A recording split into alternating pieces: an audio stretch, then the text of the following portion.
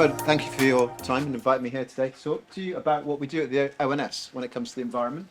You won't be surprised to know, I think you know already, environment's a very big topic that links to a lot of other topics.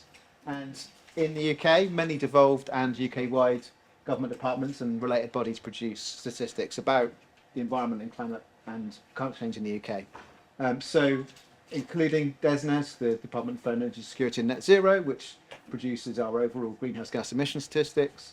Also, statistics on renewable energy, solar panel installations, that kind of thing. Many, many, many more things, not just that. We've got the Department for Transport, for example, which publishes statistics on electric vehicles, key to some of the plans for net zero. And of course, you have the Met Office, which does climate and weather stats and forecasts. Clearly, that's not everything. But the point here is just to say there's a lot of stuff going on across government, and the ONS only does some of that. So earlier I had some references to things like DEFRA's agricultural surveys. That's not something that we get involved with. There is across the whole civil service something called the Government Stat Service, and all the statisticians in all departments and these bodies are part of that. So I'm part of that from ONS, but we aren't responsible for what the other parts of government do.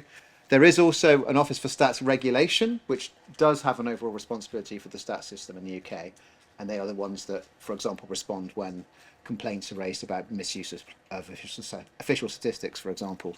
So that's another part of the same organisation we're part of, which is the UK Stats Authority. So what do we focus on? We tend to focus on the intersections between the environment and both the economy and society. That includes things like measuring the environmental economy and green jobs. We look at sectoral, that's residence-based or production-based emissions. We look at valuing the services that the UK's nature provides us, the ecosystem services. And we also look at people in business concern and action or indeed inaction around the environment and climate change. And I'm going to take you through pretty much all of those things in part today. So the first question, how are people feeling about climate change? You're going to have a bit more about this later, I know, with the survey that's been run for today. But we regularly ask adults in Great Britain about the important issues facing the country. 58% in our last survey, that's the second half of January, said that climate change and the environment was an important issue for them. Fourth most commonly reported issue at that time, and ahead of housing and after the cost of living, the NHS and the economy. You can see from the chart there, which is pulling out those key issues I've mentioned there. So the green line is climate change and the environment. Broadly speaking, around 60% response on this over the last 15 months or so. We have new figures out tomorrow. I'm sorry, we just missed out the cut on that. So our latest headline figures come out tomorrow on this. Whilst the survey is quite large, it's not big enough to do what kind of subdivisions, categories you might want to do. So the purpose of this chart here, what we've done is we've put together all the surveys we ran in a quarter, so July to October 2023. And this chart here shows you what the kind of high and lows were within each of those different characteristics. So as you can see, males report the issue slightly less than females. Those aged 30 to 49 years, less than age 65 and over. While Scotland, Wales and England as a whole are kind of similar figures, you do see that variation in England. So North East England at 58% and South West England at 69%. Disabled 66 and non-disabled 63%. Big range in terms of ethnicity. So Black African Caribbean or Black British at 49% and mixed or multiple ethnic groups at 76%. In terms of qualifications, so no qualifications 54 and degree level or equivalent 74. And in terms of income, no source of income was 56%, and those with income of £50,000 or more, 72%. So what about people's action or indeed inaction? So this was asked in November in part of the same big survey that we run regularly. So we asked adults whether they'd made any lifestyle changes to help tackle climate change. 64% said they had made some changes, and 8% a lot of changes, and 28% they had made no changes. And what we've got here are two charts. Now, very importantly, these are not of total GB adults. This is of the groups that reported those things. So we've got affected future generations as a reason for acting, loss of nature, habitats and wildlife, another big one, energy and food supplies, slightly lower, direct effect on other people, being directly affected relatively low, around 30%, 35%, something like at that level. And also at the bottom there, progress or efforts by governments and big businesses. Reasons for not making changes, so that's 28% group. Changes have no effect was the biggest, just over 40%. Large polluters should change before individuals is up there too, as well as it being too expensive to make changes.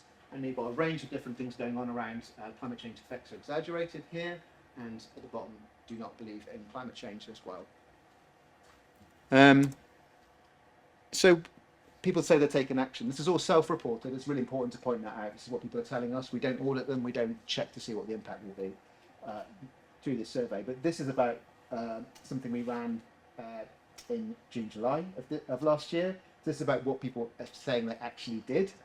As you can see there, making changes to shopping habits was the biggest one. You've got got some support for action. At the other end of the spectrum, you've got support for an environmental charity or local action group at about 8% as well. Changes to diet are in the middle, changes to travel as well, changes to garden, changes to home, for example. Moving on, what about businesses? It's not just about individuals, it's about business too. And I was very, very pleased to hear reference in your talk earlier to BICS, one of our survey of businesses. So 47%, when we asked them in November 2023, 47% of businesses surveyed were somewhat concerned about the impact of climate change that might have on their business. That's about, including about 10% saying that we're very concerned, about 34% not concerned, and about 18.5% not sure. Now, one thing to note is that this survey doesn't cover the whole economy, and in fact, it doesn't cover some of the sectors you would be particularly interested in for net zero.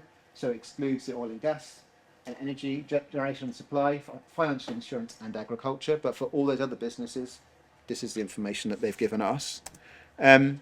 Looking at strategic actions, about 14% of businesses report having a climate change strategy. I think we saw some of those statistics earlier. 11% some kind of greenhouse gas emissions target. This is across all businesses of all sizes. About 10% report monitoring climate-related risks. If you think about a more practical level, and you brought those statistics nicely together, but in terms of the individual bits, it's mostly, or the highest figure rather, is about switching to more efficient, energy-efficient light bulbs. About 35% have adjusted their heating or cooling systems. About 20% have electrified their vehicle fleet. Similar kind of percentage introduce a cycle to work scheme. Then you've got 18% installing a smart meter, 10% insulating buildings, 10% installing their own renewable electricity or heating. So that's all the kind of, surveys of business and individuals that we do at that level about action, concern and inaction. But we also, in the division that I lead, look at the economy, the green economy. But I guess one of the questions, and we heard a bit from Ehsan earlier about decoupling. So this is a kind of measure of that, I guess, to some degree. It's about the greening of the UK economy through. So this chart shows you greenhouse gas emissions on the residence basis, which is the production basis that we publish data on, for each unit of economic activity. So that's gross value added. And you can see there, since 1990, it has gradually reduced. Some faster in some years than others. So down 68% in that period. So it's interesting to see that. But also, not just about greening the economy, but also the green economy is something that we measure. And we do that through a number of different ways. One is called the Low Carbon and Renewable Energy Economy Survey. It's a bit of a mouthful. We call it ELCRE. But this is coming out next month, in a few days' time. This is the biggest from last year. So in the period between 2015 and 2020, it was broadly stable in terms of turnover and employment, but we saw quite an increase, as you can see in both charts, in turnover and employment in 2021. We also publish what's called the Environmental Goods and Services Sector Statistics. They're a bit more kind of lagged in terms of production. That looked at 17 different activities across the whole economy. And we find there that total output of that is about 90 billion in 2020. And new data from that should come out, I think, probably in the autumn. So what about green jobs? Something that we put, there's a lot of different definitions that were out there in the past. We did a project to work with stakeholders in the UK to work out what we would use for UK purposes, and whilst bearing in mind those international definitions. And we came up with this in March 2023, which is employment and activity that contributes to protecting or restoring the environment, including those that mitigate or adapt to climate change. And our initial figures that we published on this last year, using what we call the industry-based approach, is that total UK employment in green jobs was around about 526,000 full-time equivalents, and that compared with around 507,000 FTE in 2015. And as you can see there, new stats coming out on that too. On the 14th of March, it's going to be a very busy month for us at the ONS. Do watch out all our social media channels for those. Also, we published, I mentioned, the natural capital accounts. So just a little on the kind of role of nature in climate change action. It's not something that we particularly focus on, but we do have data from these accounts which help us to talk about this. So we talked today, some of the charts we saw from peers at the beginning showed that element of sort of negative emissions, and sometimes that kind of net of the net zero target gets a bit less attention. So we've seen those figures around decarbonisation, but of course some sectors are more difficult to decarbonise, and so technology, natural order, are expected to play a key role. So in the natural capital accounts that we produce in 2020, we found that UK wooded areas removed around about 18 million tonnes of CO2 equivalent, compared with total net territorial emissions of about 400 million tonnes of CO2e in 2022. But we also find that in 2021, nature was a net source of emissions of just over 1 million tonnes of CO2 equivalent, costing about 200 million, rather than contributing, and that's mostly for degraded peatlands, I believe. As I've said there, a substantial portion of that due to that. A few other outputs to bear in mind. So other colleagues in the ONS produce really good statistics on energy efficiency, looking at energy performance certificates. Did a really good release in December, which linked those certificates to the census, so we're able to get a lot more demographic information about people living in the households with or indeed without those certificates. And also we have a whole climate and health team working on various things. In fact, somebody asked about this earlier on today, but climate-related mortality. So the latest figures we have for up to 2022, published last year, and I would imagine there would be an output coming along soon, but I actually don't know the date, so I can't furnish you with that.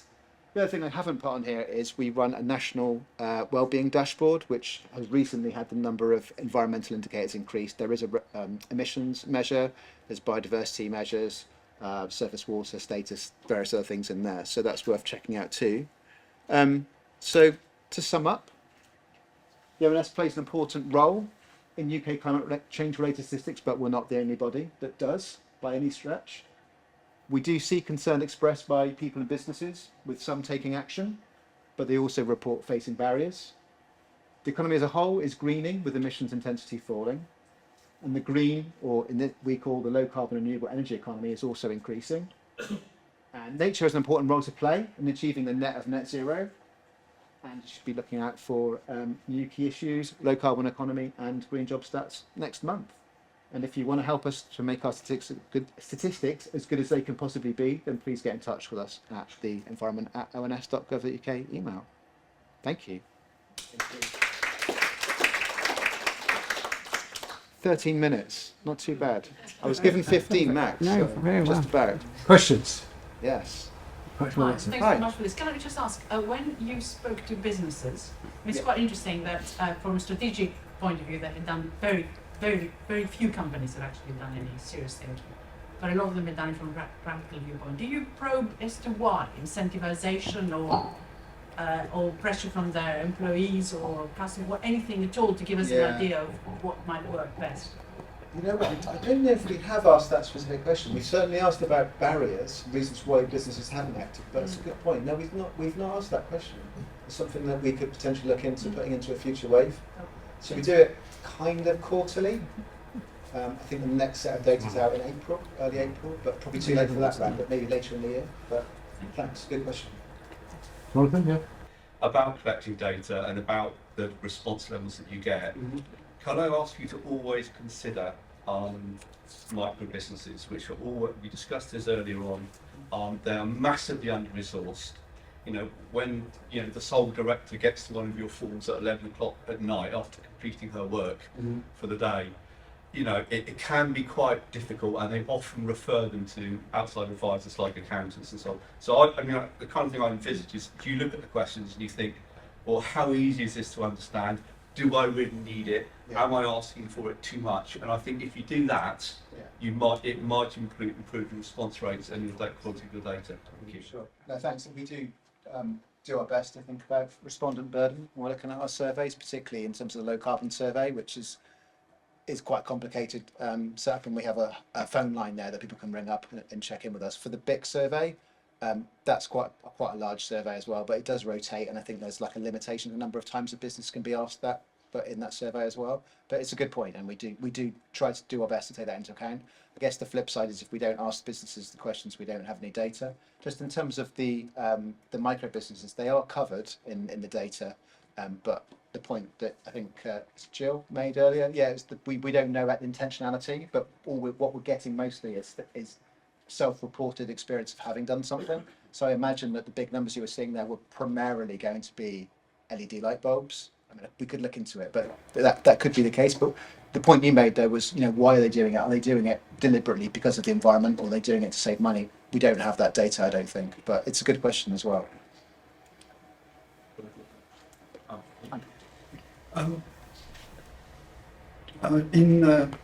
During the COVID crisis, we saw a retreat from the office, and now there's increasing pressure from larger employers, and the government in particular, I would say, to return to the office.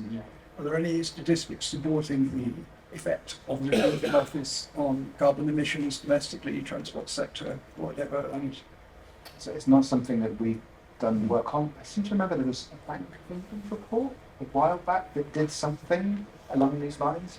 So of course there's a number of different factors involved. There's obviously the transport emissions, which are very apparent, but also there's the energy, the heating costs of different places as well. So it's a quite complicated calculation. We put together a kind of really basic calculator that I think focused primarily on transport emissions, so the mode, and I think we provided that on something quite early in sort of 2021, something like that. But no, I've not seen a comprehensive analysis of that that's been undertaken. But yeah, you're right. There is a bigger push to return to the office. it's a trend that has a potentially significant climate Yeah. impact. Yeah. The question is whether government policy should be pushing one direction or the other. Sure, I don't have the data on that, but I don't know if it's something maybe the Climate Change Committee have looked at potentially. But I think there's just left. So Ian? Yeah, a couple of questions. Well, one question which will lead into another observation, which is, first in terms of your survey and what people's views are. The Farm Practices Survey asks farmers about how important they think greenhouse gas emissions are, and I wonder whether you bring those together in some way. It would be interesting to make a comparison. yeah, no, I wasn't aware of that actually. So that's interesting to think about, That particularly actually given. brings me on to my more general point, which is you alluded to the division. I mean, I don't mean that in the sense that you're divided, but the ONS and the Government Statistical Servicing departments have slightly different Yeah. priorities. And there was a climate change portal, which I thought was going to bring all of these things together. But as I understand it, correct me if I'm wrong, that seems to have fallen by the wayside. And I don't know whether you're Yeah, able to say a bit more about that. Yeah, we led on that creation of that portal. It's paused. It's been frozen as of September 2023 until September 2024. So it's still there. A lot of the data is annually updated, so it's still quite up to date. But obviously, over time, it becomes less so. It's a challenge. There's lots of demands on the services of the ONS, and I think it's just something we struggled to keep going at that time. But we are monitoring it. It does still get quite a lot of interest, so we're looking to see how we can kind of take that forward. I think the main thing for us was making sure that there was nothing that on that site that wouldn't be available should it not exist anymore, if you see what I mean. That doesn't help with the bringing it together, but I think one of the things we might be able to do in the future is to provide a bit more of a kind of sort of textual signpost as to where to find things, because it is quite difficult. You mentioned at the very beginning, there's so many different bodies producing relevant information. It is difficult. There are some summary pages on the ONS, on the gov.uk website that are quite good, and there's some pages on the portal that are quite good, and we'll be looking to see if we can kind of preserve those in some way. Well, I have two questions. Yes. Well, one's actually following on from yours. So this morning, Tony's asked about, I guess it was a sort of question around standards. And, a lot of the data points, again, I think from lots of us who are users, we see very much the ONS as kind of benchmark. When it comes to environmental data more broadly, do you set the standards as well, or are there other bodies that you work with, maybe in the UK, maybe abroad, on standard setting? So I think there's probably more of a role for the OSR, Office for Stats Regulation, in terms of things like the code of practice. I think the Office for Environmental Protection, for example, they've just recently voluntarily adhered to the code, and that's an option for organisations that aren't part of the GSS. No, I don't think we wouldn't kind of police that, I guess, but we do often have discussions, collegiate discussions in government about different ways of measuring things. And certainly when we were looking at the National Wellbeing Dashboard, we had a small group of experts from different departments to kind of advise on what the dust indicators might be for us to kind of summarise what was happening in the space. So there is that kind of interaction, but yeah, we wouldn't have a role in kind of auditing what other departments do, but certainly from our perspective, we're bound by the code of practice, so we're always looking to improve our methods, etc. One thing I would say is that some of the statistics we produce are what used to be called experimental, now official stats under development, and we're always looking to move those into a kind of, the official stats space to make them obviously less experimental than they currently are. So there's a constant kind of background improvement in methodology. I mentioned, for example, the natural capital accounts. That's something we've put a lot of effort into trying to get methodologies to kind of fixed enough position to say these are no longer experimental. So yeah, hopefully. And just sort of, and almost sort of related to that is, from where we sit, we're seeing increasingly, I mean, it's not in huge numbers, but there's definitely a bit of a trend where citizen data is so much now more part of the sort of scientific record than perhaps it might have been. And again, it's just because of the availability of computational tools married to just lots of observation from individual groups, ornithologists, astronomers. Are you seeing that as well from where you sit, is citizen data? That's citizen statistics we use a lot in the natural capital accounts, Right. so particularly around kind of nature condition in natural capital accounts, so RSPB data, some of the butterfly surveys, etc. Lots of different, communities protecting those data, and it's something we do think about whether we can use things, and also when we're kind of quality assuring statistics before we publish, we always look to see what people are saying, and those sources might include things that come from a citizen source as well. I'm sure there's much more we could do in the future, but yeah, we do use those things already, and always looking to see if there's something more we could do, for sure. Great, thank you. Thanks. It's Nigel. I think you had a chart that tracked 1990 to the present day, the carbon impact per pound value added, which went down to us by a third. So that's quite impressive. Down However, 68%. yeah. So if I had bought a record or a CD in 1990, I might now buy a download for 20p or something, and spend the extra £10 on having my dinner cooked at a restaurant. So to what extent is it that whatever we're buying is less energy intensive? Are we buying different stuff? And if we buy something that's manufactured, is that made somewhere else? And is that counted in that? So I haven't put this into. So one of the things we did do on the portal actually that was mentioned earlier, there was a really good article which explains the 3 different measures of emissions that are produced, and the consumption emissions, which is what DEFRA produces, that has also gone down, but less so than the residential and the territorial. So there will be an interaction. These statistics are on the resident basis. So this is about things that are produced in the UK. So this wouldn't capture that movement. There will be some. But said overall, in terms of the totals, they have gone also down, although it's taken place at a kind of slightly slower rate. But it's a good article. I'll have to share it afterwards if that's helpful. But vinyls are back in fashion for you. They are. One way. Sharon? Would you like? Thanks so much for the presentation. One figure that actually stuck out to me is the number of employment in green job. So technically Yes. LCRE jobs, not green jobs. Sorry. Green jobs is broader, but yeah. Right, yes. There was a number that it said between 2015 and now it went from 507. So no, you're right. That was green jobs. That's my mistake. This one. You're right. Yeah, this measure. Yeah. Yes, that is a very small increase. That is like less than 4% increase.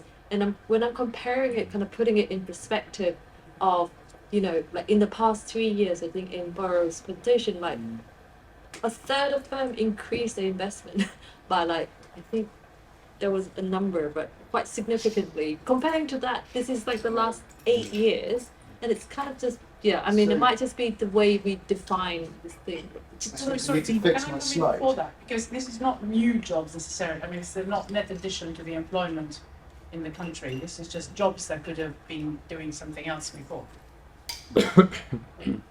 Yeah, yes, I guess. So it's not So new. two different questions. Let me Yeah. try and. So I think on the first one, there's no date on here. I'm pretty sure it's 2021. And as I said, with the L3 numbers, which are part of these, we saw that quite big increase in 2021.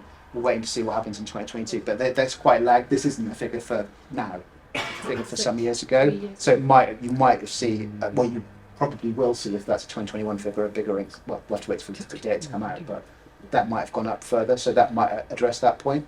In terms of the net increase, I don't think that's what this is showing now. This is much more about, these are jobs which fit either the sectoral definitions of the two different measures that we have for the industry measure. So no, I mean, the change here would be the change in the total, and there will be losses and gains within that, I think. So yeah. Yes, Sean. Sorry to Nice one. bring in another discord, but this is one of the statistics up with inquiries. At the minute, we don't really know what the employment and unemployment numbers are in the UK. The surveys have recently collapsed, so how can we possibly know what a sector is? I mean, that's different. Is the thing you're referring to the labour force survey? There's some work going on in that space, but this is a completely separate survey done directly with the businesses involved in. So whilst one survey's collapsed, they're telling us this one's fine. Can I just? Add that. Sanjeev? We collect information from Labour, from household social surveys as well as business surveys. So you can kind of one area lower quality and another area higher quality. So if you ask the business of male, female, full-time, part-time, that is still pretty accurate. You said? It wasn't quite I what we didn't, told earlier. I didn't say it was right, I said it's pretty accurate. No, let's not get into that. I mean, one of the things I would say is just that on the previous slide, I mean, this has got the confidence interval bars on here, so you can see that there is quite a lot of variation in the sampling. So these aren't, we talked earlier about point estimates versus uncertainty, and this obviously has it includes them. It's less uncertain when it comes to turnover than it is for employment, but certainly the impression is that the jobs have gone up over that time. But yeah, I mean, it is a challenging survey, I think, for businesses to fill out, because what we're trying to do here is quite different with the LPRI data, which is to say, this isn't about if a business is doing LPRI activity, we don't include all of the business's activity. We try to include only that element of the business which is doing that activity, and that tends to be a little different than other approaches that might be taken. But yeah, it's we have a team of people basically on the phones to help people to answer the questions that we post them in the space, and they go through exactly the examples that they have and try to work out that the information given us is accurate, but it is separate from the LFS. Ian, can I just check? Mm-hmm. All your surveys are UK wide, are they? Uh, Or are they any of them just England? As No, so LPRI is UK-wide. I mentioned at the one at the beginning the OPN survey, which provides the concern data, that's Great Britain, and the BIC survey is UK. big surveys, UK. Yeah. Okay. Can I ask you something I asked earlier? Because I think it's if this really is an important issue, which we, obviously believe it is one way or another, most of these surveys are really quite irregular, half yearly, annually, etc. VIX was a bit more frequent, but which are you tending to make any of them monthly? Okay, so I mean, you said irregular, but I guess you mean like infrequent. So of course we run the LPRI annually, and it's a regular output. Yeah. But yeah, it is infrequent. I mean, we talked earlier about the respondent burden in businesses. That would not, LPRI would be very, very challenging to run on even a quarterly basis, yet alone monthly. However, what we've tried to do, and I've tried to share today, is like a real range of things we produce, some of which are much faster tempo. So the OPM, Fund of Concern and Action numbers and the BICS numbers, that could be more regular, but at the moment they're quarterly. We have done them more regular, but they don't change significantly in that period. So I think quarterly feels like quite a good tempo for certain things. One of the things I would mention is thinking about the greening of the economy, so the emissions intensity. We're now calculating, modelling quarterly emissions, so we're now trying to give a sense of where we are. I think the latest figures we produced were Q3 of 2023, so that's not a huge lag, but that's coming out quarterly. I think the next edition of that's coming at the end of April. And what we did is we looked at covariate factors and modelled where we think emissions might be. We haven't yet been able to compare that with the actuals because we only just started doing it, but we're certainly looking forward to checking that against the final data when they come out. Thanks very much. Thank you.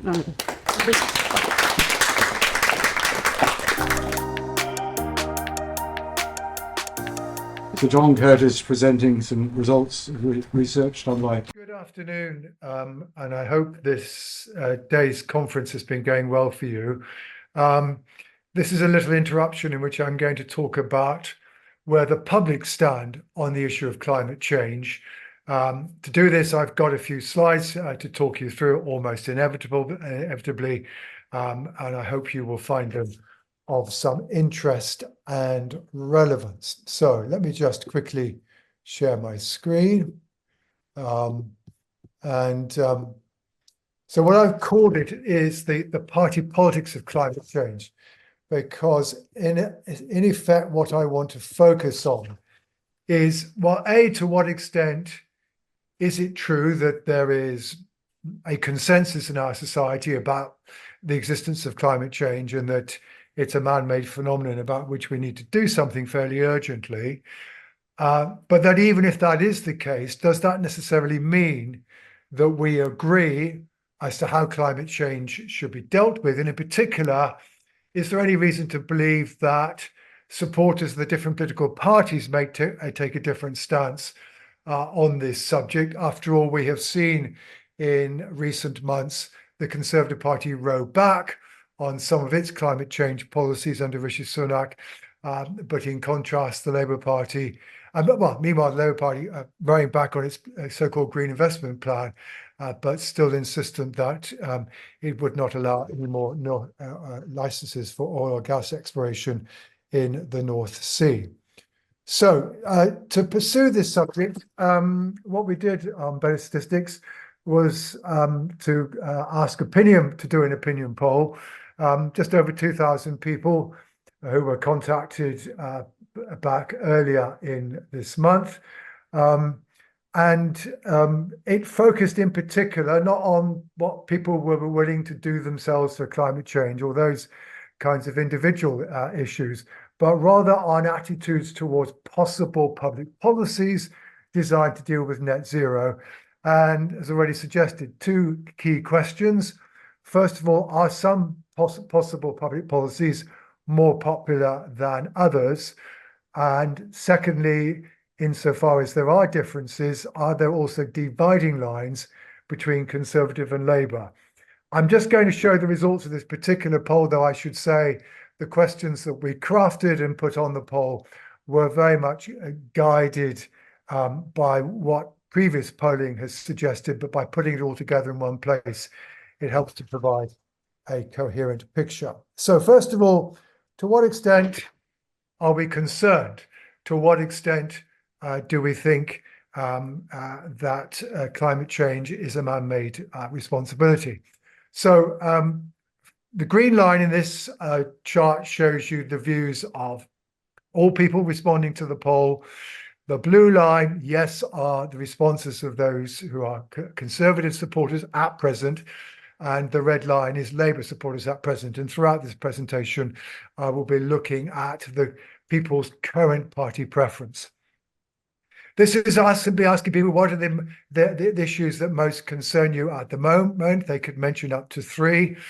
Climate change is not number one, but it is number three. A third of the respondents picked it out as an issue. Though you can see that Labour voters were somewhat more inclined than Conservative voters to pick out the issue, though for everybody, the cost of living, which in some people's minds is one of the reasons why perhaps people may not be as willing to do things for climate change that might cost them things and might otherwise be the case. The cost of living is for all of these groups the most important issue. How much concern do people have? The first trio of columns here are all respondents. The second column, Conservative supporters. The third column, Labour supporters. As you can see, I mean, the most common response is not that people are very concerned, but rather that they are fairly concerned. But if you put the two groups together, it's about 72%. Ipsos polling on this, which goes back over the last 20 years, has long come up with not dissimilar figures, as do surveys for the Department of Business. But there is something of a difference again between Conservative and Labour supporters. Labour supporters are somewhat more concerned, though even amongst Conservative supporters, we're talking about 2/3 of people expressing a degree of concern. But whose responsibility is it? Well, it's only a half of the public who unambiguously say, yeah, it's largely man-made, and there isn't much doubt about that. There's another 40% who say, well, it's probably, sorry, another quarter who say it's probably a man-made, but it's not entirely conclusive. But not very many people are climate change deniers. Again, here, perhaps one of the more strikingly, you can see that Labour supporters, over 3/5 of them say, yeah, this is definitely man-made. Amongst Conservative supporters, some degree of less certainty about this subject. But even so, we are talking about a subject where it's not exactly a consensus across the political divide, but it is the case that even amongst Conservative supporters, they're somewhat less concerned about climate change, but it's still something that potentially does trouble them. So what are people's attitudes towards ways of dealing with climate change? So I probably pose this a concern. And first of all, I'm going to look at the views of everybody. This probably is not going to surprise you, but it is still worth noting. These are the items that we put on the survey, which are relatively popular. And you will see that on 4 out of 5 of them, the word subsidise comes out. Particularly subsidising home insulation, which of course we might note is actually the one thing that the Labour Party has cut back as a result of abandoning its 28 billion green investment plan. Might therefore raise questions about the wisdom of that. But basically the idea that perhaps the state might help us out with mitigation or incentivizing us to go to public transport or to making it subsidizing wind turbines. These things are all relatively popular. Oh, and of course, taxing industry rather than ourselves is also something that is broadly speaking acceptable. Please, could you tax industry to stop doing the things that we don't want them to do, and therefore we don't have to do too much about it. But there are other things which are more contentious. Most contentious of all, least popular, is increasing the cost of petrol.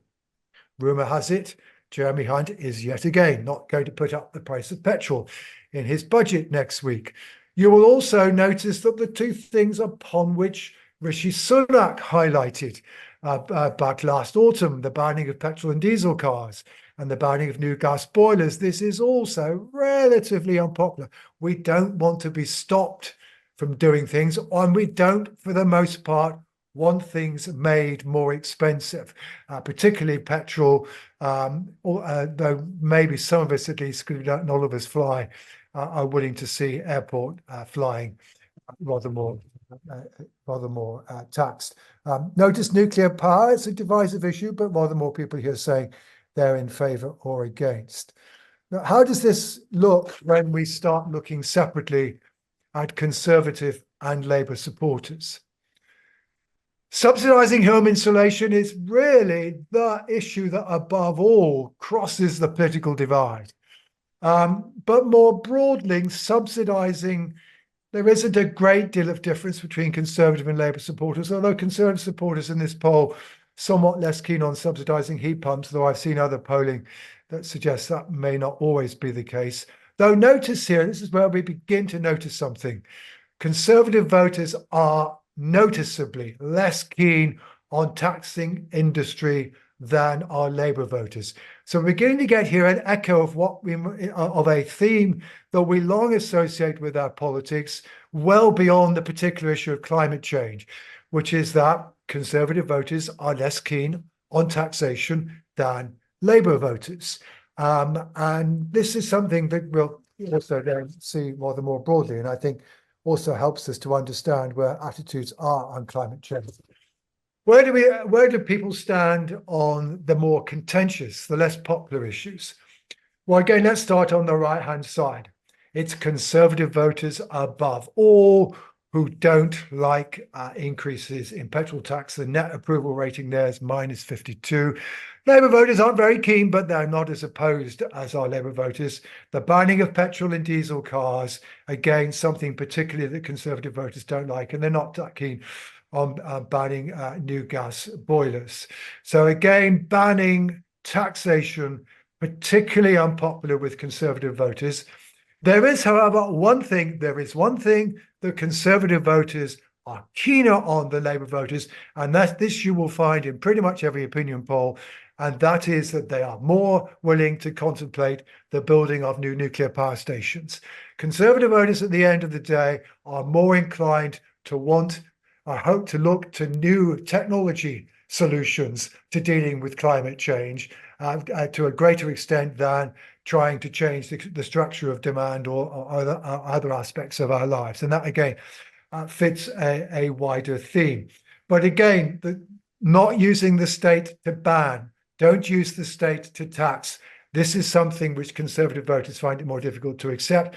And I think to understand in part attitudes towards climate change and the political divide, you need to understand that in part, people's attitudes reflect more broadly the attitudes they have towards the state.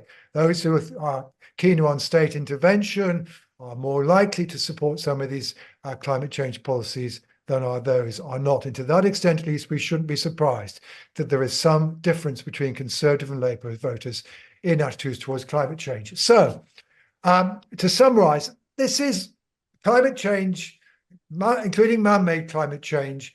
Concern is widespread, though it's somewhat low amongst Conservative and Labour supporters. But that said, it needs to be understood that some steps are a lot more popular than others. Basically, subsidisation, yes. Personal taxation and banning us from doing things are largely unpopular. That gap, that difference is especially true for those who support the Conservatives, somewhat less so for those who support Labour. But Conservatives, in contrast, are uniquely supportive of nuclear power as a way of dealing with climate change. But I think, therefore, one needs to understand, even though, as it were, there's not exactly consensus, there is widespread concern about climate change, this doesn't mean that this isn't an issue on which there isn't room for disagreement between parties and between party supporters on how best to tackle this issue. There is still room for politics in climate change, even if you think it's an issue that presents this country with and the rest of the world with something of an existential challenge. Feeling of that. Yes, so I'd just like to clarify one point, because that figure there of 32% compares with Ian's figure, which I think was 58%. But as with all these things, you put it in context. I'm not sure exactly your question, but you also said the fourth most popular, I think, out of a list where they were asked to go on and on and on. Ours was the third most popular out of choose your most popular three. So the difference between the 58% and the 32% is not as wide as it might appear. It's just two different questions, therefore you get a different figure. I'd also add, I think the figure you gave was only for the very concerned. It didn't include the slightly concerned, and our serving hall would pick. No, the question was just name your three most concerns out of this list, which included the two wars and various other items. And inflation was at the top of the list, with immigration second, actually, and was third. Was yours a predefined list? And the predefined so list. we had economy, so that might have. Yeah, It's it's just that the 58% of the. They seem to be saying the same thing, but the context is different. They are not miles apart as figures, they're just different measures. Yes? Just a couple of observations. First is that the group that described themselves as Labour supporters is now a much bigger pool of people than those who describe themselves as Conservatives. Yeah. So if you're talking about public opinion here, it shows a much bigger support for these policies. The second is, it's an interesting observation that everybody wants subsidies, but nobody wants to have taxes to pay for them. It would be interesting to know how people would like to raise the money for subsidies if they don't want them on personal taxes. And just the final point is that the a relative lack of popularity for things like bands, etc., are all based on what the people think that the impact will be on them. And a lot of the press have spent a lot of time, certainly on the right of the spectrum, convincing people that they'll be left with nothing or a massive bill to pay for it. Now, neither of those are unequivocally true. So there is an element of trying to understand why people are responding in the way they are. If you were to say to people, we're going to ban boilers, but we're going to use a subsidy to ensure that it's no more expensive for you to install a heat pump than to replace it with a new boiler, I think you'd get a high number of people who would agree that they'd be happy with that. Yes, but you talked about misinformation, and I think it's just there is a lack of clarity. I'm not sure, so I heard you correctly. Did you mention a £7,500 for a heat pump? Yep. Now, I just that made me think. Well, actually, how much is it to install a heat pump? Is that plus VAT? I bet it is. So if I take £7,500 and I subsidise it, how much do I as the government get back? Firstly in VAT, secondly in national insurance and tax on the workers, and is my £7,500 actually coming back to me really through another route? I'm sorry, I asked that of the Office of Budgetary Responsibility because it seems to be. Because otherwise the installers would have installed the gas boiler anyway. So. Sorry? Because otherwise, no. I think the answer is no. The money's not really coming back. That money's just. But the problem is they can't get the money out the door. No one's taking up these schemes. That's the problem. Even though they're now kind of, you can get a heat pump with this subsidy in place, which is about the same cost as a gas boiler. People aren't taking it up. I'm not sure I understand it. Sorry, just on the subsidy issue, what's important to understand here, the assumption is that you subsidise these technologies early on, Okay. so that you get scales of Yeah, production I that means understand. that the unit costs come down. So offering a weak subsidy up front, you don't get the same rate of return. So it's not the right way. Just to tell you, the average price for a lot of heat pumps is about 15,000 installation. So you're still left with a bill of about 7,500, which is much more expensive than gas boilers at the moment. So Yeah. even though it is an improvement on what used to be, it's still not sufficient for most consumers. Yes? Just adding to Bob's point there about subsidising. You know, you aren't going to like I said right from the beginning, this has got to be part of a grand green strategy. You're not going to fund it from current taxation. It has to be, and it's surprising that I say this, by a controlled increase in the money supply, and it has to be akin to the funding, the patient capital the American government provided in the 50s and 60s for space and defence. It's not going to be funded from current taxation. Just forget that. Vicky. Yes, Vicky? Just to say, in terms of inducements for people to have heat pumps, I mean, there are similar deals that have been tried at quite generous levels per household in Germany, and within 2 minutes of them being opened, they ran out of money. I think it cost them already €1 billion. So you could get it to the right level if you were generous enough from current taxation or whatever. But of course, that doesn't mean that it makes any sense to do it, but that's a different issue. So you could get the money out of the door much more easily if you were generous enough and covered all those costs that we said before. But in terms of how you fund it, though, if I understood the question that was asked, I mean, Phyllis, you remember that on the slide, it wasn't, do you want to have more personal taxation? It was whether to charge, if I understand, tax companies properly for the carbon they emit. Is that right? And where people were against it. In those There's lines. also a tax on flying as well. Oh, I saw the tax on flying. Yeah. And that varied from well, it was actually quite popular. But as far as I could remember, there were more people in favour than there were against. So it isn't that people were not in favour of tax. But the question was asked, flying was one, which was the only person who Just- won. the other was just not business. popular as And the other other thing. one was, well, it seemed to be more popular than against. And the other one was taxing businesses, not taxing, I don't remember the stuff, I mean, I may have missed it, I remember. No, it wasn't a personal line tax, to you're advance. correct. No, Wasn't you're per- correct. Right, it wasn't personal taxation, yeah. Sorry? So I'll be Nigel? standing in the general election in Bexhill, so very helpful, thank you. Standing Well, as you're, what you need then, Nigel, So- you need to look at people who are switching. Yeah, that's not- where I'm getting to. 'Cause Oh, I'm okay, standing so- as an independent candidate, so I think Okay. there's a third group of people which is neither of them. Yes. But also, if the Tories are essentially trying to be environmentally sceptical, to position themselves against Labour, that may help them to galvanise their ex-supporters, but it's not going to get them loads of Labour supporters, is it? No. I think. No, I think Sir scuffed. John's, I think you said this, Ian, didn't you? Sir John's thing is the only thing that Conservatives can do is persuade their voters to stay at home.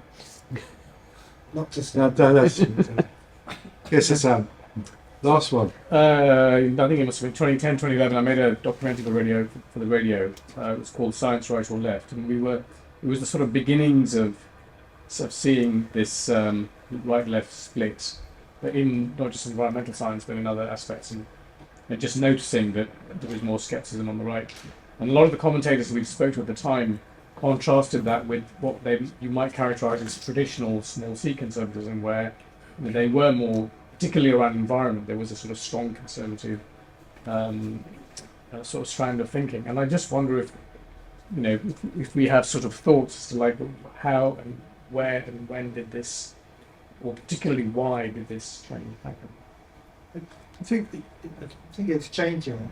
Mm. The current Conservative Party is far right of the centre of the party, but the problem is reform is kind of pulling them even further to the right. It's that point that you made.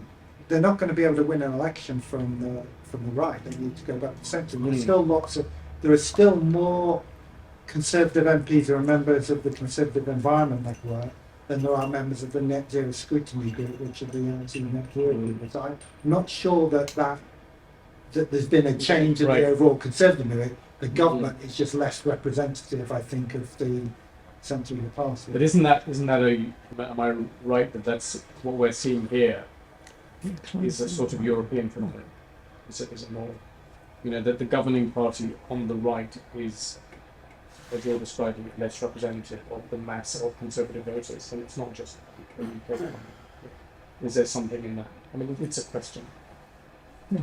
Possibly. I'm finding that people have just had enough of politicians. Well, I think we should Michael Gore.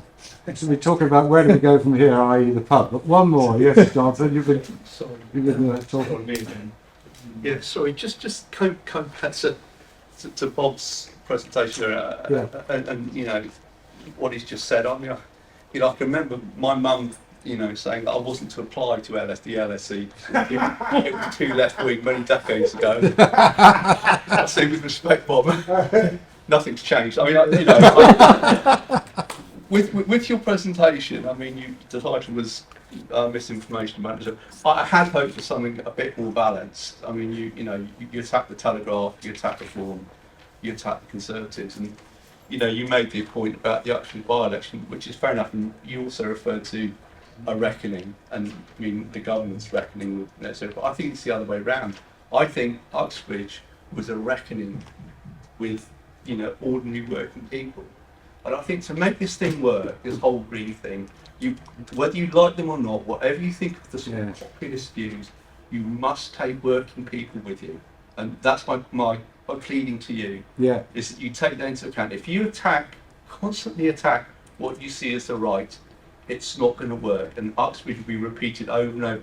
You must take the right, the small C Conservatives with you. And just one final point I'd make to you is you cast the Conservatives as being the naughty people in this, but in my home borough, Reigate in Banstead, I'm told that our recycling rates are better than green controlled Brighton.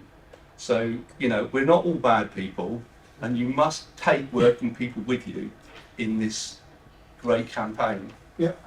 Can I just respond? He did that. So let me just be clear. I'm not anti-conservative. In fact, I support conservatives who take climate change properly. But the attack was on the Sunday Telegraph and on the Reform UK. I don't believe that they represent the views of working people. You mentioned the ULEZ expansion. There are a lot of people who were misled about the impact that ULEZ expansion would have on them in there. And it was scaremongering of working people who thought they wouldn't be able to drive, and it turned out to be completely untrue. My challenge to you, if this really is working, why is it the Conservatives are no closer to Labour now in the polls, now that they've announced all these kind of slowing down of material? It's not making them more popular. No, I'm not going to tell John Curtis that all he did was divide this audience. That's not his job. That's not his job. But it would be interesting, and we didn't have time to do it, to look at those people who voted Conservative in 2019 and don't plan to vote Conservative. And there's a good sample. There's a good sample base there. We didn't have we hadn't had the time to look at that. All right, Muriel, last talk before you go in the road. Just one word we haven't spoken here today, and that's equity. We talk about decarbonization. Maybe equity needs to be a mitigation measure. Maybe it should. And to bring people along with us. Okay, I want to draw this to a close and thank all our speakers very much, and just say 2 words about Better Statistics. So I hope you enjoyed it. Certainly our speakers have been very, very kind to us, very informative. But if you like Better Statistics, please support us by putting some money, because we need it badly. I just want to comment, Vicky mentioned the controversy over excess deaths. I have to say that the excess deaths has been revised, and sensibly they are now taking account of something called population growth, which they weren't before. And I'm pleased to say Better Statistics pointed this out to them a few months ago, and they are now taking it into account, which is rather good. So there are going to be fewer excess deaths in future, but it's still a policy of so thanks to Better Statistics. And the other thing I wanted to mention is that we will be working in the very near future with the Micro Alliance on researching their people, and I hope to report back at some time in a lot more detail about, as I say, people who represent something like anywhere between 8 and 13 million households, 25 to 33% of our population. Not an insignificant bunch of people, but actually traditionally very independent group of people, very much almost poujadiste. At one point I call them, use a French term, which I won't translate for those of you who don't know. But it means that they don't necessarily want to go along with anybody else's opinion. Thank you very much for your time and good luck.